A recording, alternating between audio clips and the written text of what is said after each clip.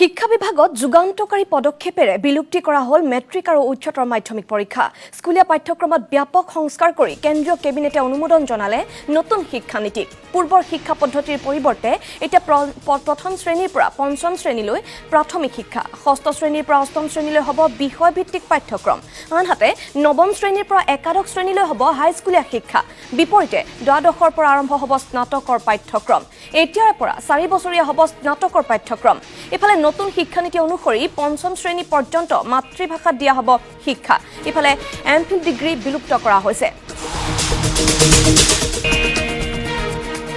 শিক্ষা বিভাগত যুগান্তকাৰী পদক্ষেপেৰে বিলুপ্তি কৰা হ'ল মেট্ৰিক আৰু উচ্চতৰ মাধ্যমিক পৰীক্ষা। স্কুলীয়া পাঠ্যক্ৰমত ব্যাপক সংস্কাৰ কৰি কেন্দ্ৰীয় কেবিনেটে অনুমোদন জনালে নতুন শিক্ষানীতিক। পূৰ্বৰ শিক্ষা পদ্ধতিৰ পৰিৱৰ্তে এতিয়া প্ৰথম শ্ৰেণীৰ পৰা পঞ্চম শ্ৰেণীলৈ হ'ল প্ৰাথমিক শিক্ষা, ষষ্ঠ শ্ৰেণীৰ পৰা অষ্টম শ্ৰেণীলৈ হ'ব বিষয়ভিত্তিক পাঠ্যক্ৰম, আনহাতে নৱম শ্ৰেণীৰ পৰা একাদশ শ্ৰেণীলৈ হ'ব হাইস্কুলীয়া শিক্ষা। বিপৰীতে দ্বাদশৰ পৰা আৰম্ভ হ'ব স্নাতকৰ পাঠ্যক্ৰম। এতিয়াৰে পৰা 4 বছৰীয়া হ'ব স্নাতকৰ পাঠ্যক্ৰম।